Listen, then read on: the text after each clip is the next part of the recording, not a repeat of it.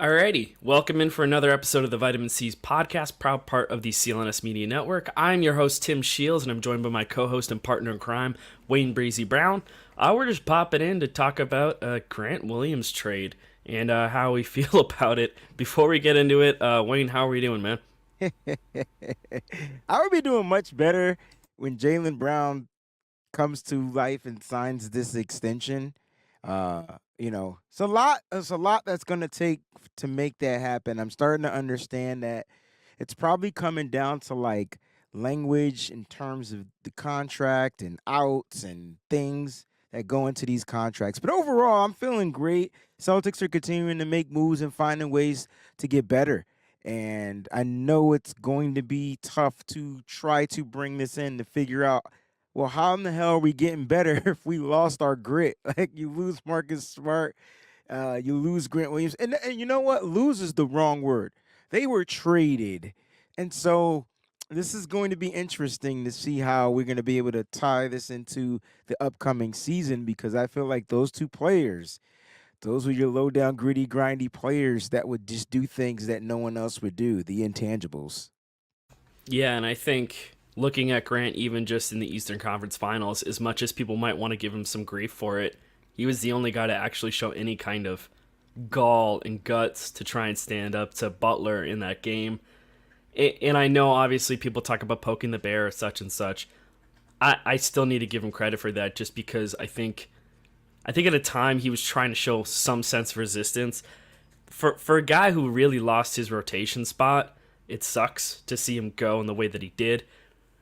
So ultimately, it was a sign and trade. Dallas Mavericks land him. Spurs are involved. Spurs get Reggie Bullock, unprotected Dallas pick swap in 2030. And I think it was 2 second rounders going to Boston, and then 2 second rounders going to, I believe, San Antonio, maybe. But the deal ends up being for Grant Williams. It's a 4-year, $53 million deal. I've seen the trade exception that the Celtics created is somewhere between, I think, 6 and 7 million. I haven't seen an actual firm number on that. The way that works is because he's signing as a RFA. It's basically half. It's half of that first year. I don't know the exact terminology for it, but that's what ends up happening for the Celtics. They move on from Grant Williams. The big thing here is if the Celtics did sign Grant Williams to that deal, which, to be honest, I think if you told me 2 years ago that's what Grant would get, like following that finals run, if they signed him to that deal, I'd be like, okay, that's actually like a pretty solid deal. I think after last year, it would have been really, really tough to justify those numbers because he lost his spot in the rotation. We saw flashes of what he can do, what we know he's capable of doing, but for some reason, he just fell out of the rotation. And whether that's on him or on Joe, so be it. But if they signed him to that deal now, it would have put them $40 million extra for tax money, and it would have put them over the second apron. Now, do I think the Celtics are done making moves? No, and I think that's part of the reason why that they were able to move on from Grant here. I think if they could have had it any other way, they would have tried to keep him, just because I think he's a solid player, but you can't justify paying a guy who's going to be, what, your 8th, ninth, maybe 10th man? That's it. 13 million plus a year, probably, by the ends of it. So That's it. I mean, you're gonna get a bunch of different reasons, and mainly that second apron is what a lot of people is gonna fall, to, like how somewhat it would have, been like a $40 million, tax thing, and then it would have been paying his luxury tax to keep him in there for a rotational piece. That's not going to get a lot of rotation, and you know what? I just don't think he fits the Joe Mazzulla rotation. I don't think he fits that scheme, or somewhat, because a lot of people feel like he was misused. I was one of those guys, right? And what I meant by being misused, just play him. I don't give what Grant does on the court. He's gonna give you energy, and at some point, that's kind of like what you need to get going. You need a little spark. You need a little energon cube from the Transformers or something, and that's what Grant did. You know what I'm saying? Like he gave you that night in and night out. So whenever he went in a game, there was going to be a spark. Whether it was poking the bear, whether it was hitting the three, whether it was diving for a loose ball, whether it was whatever it was, he was a spark. He was more of a spark than Marcus Smart, in my opinion. And Marcus Smart used to be that spark when he was coming up in the early stages in his Celtic career. That's what Smart did. And so I guess the question is going forward, Tim, who's going to be that spark? You talked about that $6 to $7 million TPE. Who in the hell are we going to get with $6 to $7 million? And it expires, right? And so, like, that's another thing. Because you got 1 year to use it, yeah. Yeah, the full NBA season, right? And so, like, yeah. it's gonna be interesting to see what happens. I'm gonna miss Grant. I don't think anyone advocated for Grant Williams more than Wayne Breezie himself. I remember going back 2-3 years ago, I kept saying this guy just needed to play basketball. He just seemed like a basketball player. High IQ. He just had issues with taking the shots. And like, just you're wide open, shoot the shot. He would pump fake from the three, try to get a layup, miss the layup. I'm like, dude, dribble it off his foot or something. There's one bad clip of that where it's just like pump fake, starts to drive, bounces off his foot, defense collapses, puts up a contested layup, doesn't even like hit the net. It just rough, man. Jaylen said it. You laugh at it though, right? You kind of have to laugh it off. Well, at this point now, I mean, we've got the good memories of Grant. We also have the bad. I think one thing that might have been telling was during the playoffs, Jaylen saying, when Grant has his head screwed on, right? He's a very important player. And I think that's probably the caveat. Maybe there were issues that we didn't see behind the scenes where Grant's trying to play out of his role or wants a bigger role. There was all these rumors and stuff during the season that he wanted to have a starting role on a team. And I think for Dallas, he might have that. So they get a really solid player. Celtics add more second-round picks. They avoid the second apron with this move. They created a TPE. That's huge. It is interesting to see what they can use that TPE for. I think it's going to be part of something larger. And again, they keep stockpiling assets. And ever since July 1st, man, it's been at a standstill. No one's doing anything. You've seen some extensions. You've seen some small ones. This was a little splash. This is good for the Mavs. Mavs added a really high IQ basketball player in my mind. He just needs to play into his role, and I'm interested to see how he plays alongside Luka and Kyrie. I don't even know how that's going to work in the locker room because I feel like either Grant and Kyrie are going to get off great or they're going to get off horribly. There's no in between. There's a lot of interesting egos at play there in Dallas, but they already knew that going into this season. I don't think Grant has the ego issue, though. He just speaks his mind. Totally different. And Kyrie speaks his mind, plus has the ego. Luka's more passive. And I think when it comes down to it, Grant just has to go out on the court and perform. And I think you do that. This will be the first time he gets to play with Kyrie because I believe he was drafted after we moved on from Kyrie. I believe that's kind of like how it went. So I don't think they saw each other ever on the court. It just so sucks to me because I knew this day was coming. I kept telling you I want to keep him, but I don't think we will. I just think the identity of the Boston Celtics is changing. And it's shaping into something different, and I don't know what it is, so I'm not going to take a guess until we start to see over time what it starts to look like. But, again, your two, I would say, grittiest players, high IQ. I thought Marcus Smart had a high IQ as well. The two gritty, high IQ players have been traded, and we're going to have to see what the Celtics are looking to do. It comes down to this Jaylen Brown situation. I'm hoping the Celtics aren't not lowballing him, but offering him a lesser deal. I don't know what it is, but I'm happy for Grant Williams. I'm going to miss Grant Williams. I'm saying his name right too. I said it right all episode. Now that you say it, you're gonna get it wrong. I know, right? But for those that don't know, the running joke is I've been calling Grant Williams Grant Hill all season long. It's on and off. Yeah. But Grant, it's on and off. Yeah. Like you said, it'll be interesting to see what they do. Are the Celtics looking to make some type of stockpile, bigger move in the upcoming year, not this season, but going into next season. And this is what basketball is coming down to. I know from my football experience, my football perspective with the team that I cover, the San Francisco 49ers, like that's what they do. Like they stockpile up on those, we call them compensatory picks you get free, like we call them free picks, and they find ways to stockpile. So when it comes down to making a trade, they'll trade their regular pick cuz they got some third rounders, late third rounders that are like early fourth rounders that they can actually utilize and use. And now you can even trade those picks because a lot of teams have been hitting on the compensatory picks. So I don't know what Brad's going to be doing, but it's going to be interesting to watch. I know going forward, this is what I'm getting from the trading of Grant Williams. Celtics got bigger.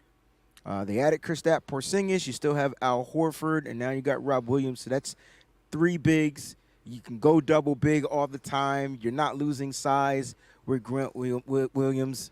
Yes, I said it right. I almost said it wrong because you said I was going to. And so this is going to be interesting to see, if teams come out in those smaller lineups, who do you run at the 5? But I think you're confident you could run Al Horford there all the time. He's a 5-4 guy.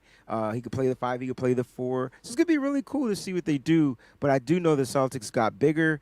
And then they also added in some other pieces like O'Shea and the other kids. Banton. Banton. There you go. And then they drafted a kid with a lot of length, right? And so now Walsh. There you go. So that might be your grit this year. If he has a really good, mini camp, training camp, whatever you call it in basketball and things like that, there's a prop summer basketball is about to start. If this kid starts to show and he has that athleticism and that ability to create turnovers and be a good defensive mindset for the Celtics year one, this kid can rise up just like that. And that's how basketball used to be, bro. Like, I remember guys like Tony Allen, and those guys were defensive menaces. And then they turned into shooters, right? They turned into scorers, but they created buckets on the defense for buckets in transition, and maybe that's what the Celtics are getting back to. I don't know if that's their identity, but they did get bigger. Yeah, I think that's the big thing with the Porzingis deal. And a lot of folks are already saying, I think the Celtics got worse. I think the Celtics aren't done yet. So I don't think that they got worse. I think that they got thinner. And the way that I look at that is you kind of are consolidating some of these pieces. Mm-hmm. And this is sort of what I felt like the Celtics needed to do for a while. And last season they did. They did it a little bit by going out and getting Brogdon. You combined, Malik Fitz, Nick Stauskas, Aaron Nesmith, and Daniel Tice. And you make that move, you trade those guys out. And now you're looking at a situation where you're adding a guy like Kristaps Porzingis, but it costs you Marcus Smart, and eventually, you're moving on from Grant Williams. So it's kind of like, it's like a soul for a soul. Like you needed to go out and add more talented players to your roster. And I think that you did, but now you have to look at the guard rotation and say, okay, do we need another guard? Are we starting Derek White at the point guard spot? How are we going about our starting lineup? Because that decision with the starting lineup, specifically, like you talk about double bigs, are you starting Rob and KP? Or are you starting Rob and Al? Are you starting you probably are starting KP, but you have to start thinking about these logistical things. And with that, it does kind of change the chemistry of your roster a little bit. I think the size thing is big because, you go out and you sign Banton, you go out and you get Brissett. Both of those. Yeah, the size is important there with those two. Like, those are two very big guys who are going to be able to play bigger at their positions. Brissett is a nice piece, and if he can give you 60, 70% of what you were getting with Grant even last year, but in, a different capacity, I think he's going to be able to play more 3 than Grant could, just based on, physicality and, wingspan. He's going to play in his role. I don't think Brissett's going to ever try and play out of his role. And I think the big thing that you look at too is there are certain things that Celtics were really good at last year and certain things that they weren't good at. They were heavily reliant on the 3-point shot. They didn't really work in the paint at all. And we love the 3-point shot when they go in. That's how it is. It's this team was literally by definition a live or die by the 3 kind of team. Now you've got guys who can kind of create by the elbow, and you've got athleticism and size with these guys in Banton and Brissett. And Brissett can, operate as a cutter. And just, if you've got people working at the elbows, KP or you've got Jason, operating at the elbows trying to do post ups, that opens up driving lanes for guys to just go through and just cut to the rim. So like, there's an opportunity there, and it's basketball, bro. Like that, like it's you got to be able to score at every level. At and every level. I don't think the Celtics had that last year, and that's not on Marcus. It's not on Grant. But after a certain point, like, you need to start making changes to the team and to the roster. And I think in order to do that, you needed to empower guys like Jaylen and Jason in order to, be the leaders that we think that they can be. It just sounds like you're shaping the identity of what the Celtics are looking to become. Yeah. Like scorers at every level. And I think we can ride that out for, going into the season. That's what we need to be able to do. We need to be able to score inside. And when you add Kristaps Porzingis, he can give you that. And I know he looks thin and fragile. Kid's got moves. He's definitely not as thin and fragile as he looked at when he came into the league. I'll tell you that much. He filled out good. Good for him, man. Which is what happens because Tatum was a little thin. Not as thin, but Tatum was thin, but then he started to bulk up as well. But what I'm trying to say is, like, he can be a menace. He's not your big, MB type of finisher with that big size, that big, but he has great footwork. He has a great mid-range, and he can shoot the heaven. He's a better three-point shooter than Embiid. Let that sink in. That clears. Yeah, absolutely. But that's my point. So, like, you don't lose the three-point shooting as an option, but you gain the mid-range, right? You also gain the inside scoring. And you know what he can do? He can make plays as well. So, and he could do it over the top, too. And I think that's something that, like, gets overlooked. It's that size and height, right?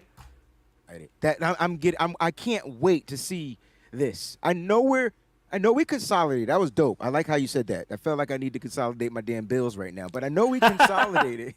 and that was cool because that's exactly what we've been doing.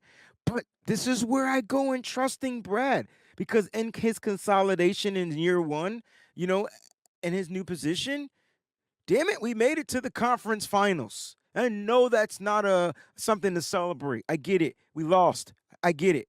But at the end of the day, whatever he's doing is working, and he's only looking to be better at it. And so that's the cool thing, right? As we go along, we're looking to figure out, all right, man, I did these moves, I did this. We didn't get to where we needed to get to. We didn't win the trophy, but what can I do to be better?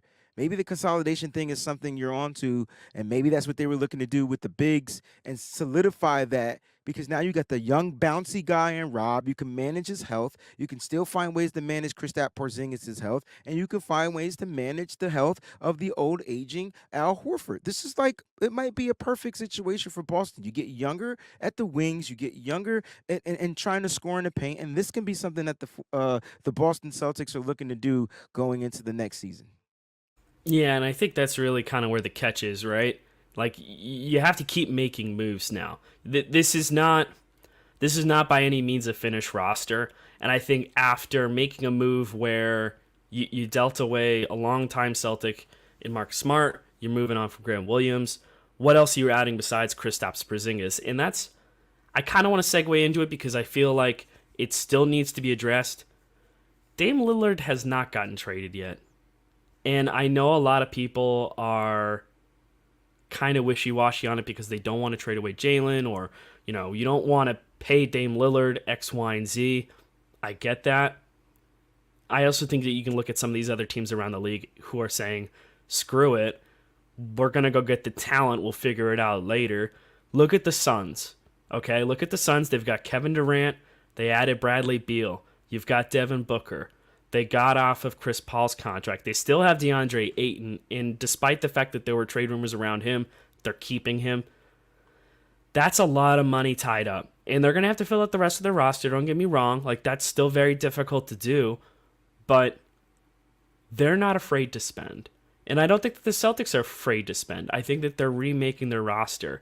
So while people talk about, the second tax apron, and I know I mentioned it because of Grant's contract, I look at this the same way they look at Malcolm Brogdon's deal. Like, I think you can take that money and better apply it to fit your roster. And if it means, packaging up a couple players in order to get a really good one for that money, then you do it. And you flesh out the rest of your roster with vet minimums and ring chasers and, prove-it deals for guys who are looking for a roster. There's plenty of guys like that. I wouldn't mind going after like Kelly Oubre if you could for like, the MLE, the taxpayer MLE. I've been wanting him on this roster for years. He's a nice 3-point shooter. I would want to see how he fits in the offense because I don't want him, playing too much hero ball. But with the Lillard stuff, this is from Toucher and Rich, so take it with the biggest grain of salt. And this involves Chris Mannix. This is a tweet from about 3 hours ago. Our friend Chris Mannix just told us that he believes there's a way that the Celtics could land Damian Lillard without giving up Jaylen Brown, and believes that Lillard would have no objection to playing in Boston. That's one thing. And then you've also got Mark J. Spears saying that Jason Tatum is actively currently trying to get Dame Lillard to Boston. Now, I don't know if that's a recent report because I already seen something about it, but unless Mark J. Spears said something else, like if he said something else that's new, because I saw that Mark J. Spears spoke about this the other day, that Tatum was trying to recruit him. I saw that. So I don't know if this is a different report. The fact that it's coming out at 10 today, I'm guessing he said something on the air about it. And you've already had Chris B. Haynes mention the Celtics trying to trade for Lillard. The way that I look at it right now is you don't load up on all these assets unless you have a plan. And there's a lot of picks, man. Like I know it's the second rounders. It's a lot. It's a lot. Excuse me, 7 second rounders. I didn't talk about our first round pick. 7. You're right. When you're right, you're right. So something is brewing. What's brewing? It's hard to tell. No clue, man. But the fact that Damian Lillard has put the NBA on hold, okay? And because there's going to be several teams, the big winning teams, Philly, Brooklyn, Miami, Boston. He's going east. The question is, which one of those teams will Portland want to side with? Because what are they looking to do? What is Portland looking to do? And I think we forget about that. Like, are they looking to add a dope player, like a Jaylen Brown or whatever, or would they go after and get like a Tyrese Maxey, who Philly didn't extend? This is going to be so interesting to watch. I think he has to land. I don't think that affects anything that Boston is trying to do with Jaylen Brown, but I think that they're trying to figure out a way how to get Lillard and Brown on this roster. I don't know how financially they can do that, but it ain't my job to figure it out. It's their job. So, like, at the end of the day, I think Boston's looking to put together a roster to where it's, like, minimal chances they won't win. Like, you know what I mean? Like, you secure that point guard position. You have, like, just the perfect backups. I don't like calling Derek White a backup, but you know what I'm trying to say? The depth will be great. Like, you don't lose at your depth, and I think that's what you're trying to do in sports, right? You want great starters, and when your depth come in, you want them to be as great as the starter, almost as great as the starter, so you just don't lose, you know what I'm saying, any value out there on the court. I don't know what's going down, but I think you're hitting the nail on the head, bro. They're looking to do something big, so we just got to just sit back and kind of, like, chillax, and I know it's hard. I tell you what will help us. Extend Jaylen Brown. Figure that out. And I still think you'll get some Celtics fans that'll be like, I can't believe they're going to be upset. There's going to be people who are upset. The fact is it seems like the real issues with the deal right now, like you mentioned earlier, that it seems to be like the little details and stuff and like incentives and stuff like that. So I'll be interested to see what ends up happening with that. If it's just a matter of having a good out. Like at a certain year, or like all NBA or all star games, adding some extra money to get like the whole paycheck. And like if that's the case, then like all right, I get that. I'm hoping it's not the thing that ends up killing a deal. I don't imagine it will. Wait, I think I need to ask you this. I know this is in football, so in basketball, are there contracts where there'll be like the incentive-based contracts? Well, we'll give you a 5-year, $260 million worth up to $290 million type of deal if the incentives are met. I think so, but I just don't. There's certain like little nuances. Like sometimes it's not like massive amounts of money. Sometimes it's usually like a couple mil. Like there's certain like goals. Like if you reach a certain amount of games played. Yep. or If you yeah, make like I said, certain all accolades, yeah, like all NBA, or different certain things like they have to hit See, I that'll like get those extra money on there. incentive-based contracts, because then the player is taking it upon themselves to bet on themselves. All right, Yeah. so yeah, I'm gonna get paid, but you know what? I can make more money. But then again, would that mean he's gonna play hero type ball? Like, I don't want any of that this year. I think that, yeah. Okay. We'll see how it shakes out, but I'm hopeful that that's still going to be something that they pursue, that there's still going to be a deal there, because I do think that the Celtics are certainly better off with Jaylen Brown than without him. Absolutely. And like, unless you're moving in for a clear upgrade that fits your timeline, I just don't get it. The only instance that I would move Jaylen for is if he doesn't want to be here anymore and he doesn't plan on signing a long-term deal. And again, I've said it to you before, but it just makes sense for both sides to come to an agreement, sign this extension. If things aren't good in a year, or if there's friction or something, There's some type of an out. then you have some kind of out where you can move him to an environment where he wants to be. He's still going to be getting paid, and you don't have to feel like there's any hard feelings, because you're gonna make sure that your guy gets paid the most money, and preferably to a destination that he wants to play at. But Language. yeah, language of the deal. But besides that, I don't have too much else to say for now, until we get some more news. And man, I'm nervous that something's going to happen while I'm out of the house. But if there is, then course it is. We'll re-record. We'll hash this all together, and that'll be that. Emergency episode at 1 a.m. in the morning. I You feel know like what? that's when Hey, my if stuff you're goes down. around tonight, if something crazy happens today, I'll message you later. I will be around. I can tell you that right now. Alrighty, well, with that, we're going to wrap up for today. This has been the Vitamin C's podcast, proud part of the CLNS Media Network. We will catch you next time, and cheers, everybody. Sign up at FanDuel.com/Boston and make every moment more on America's #1 sportsbook.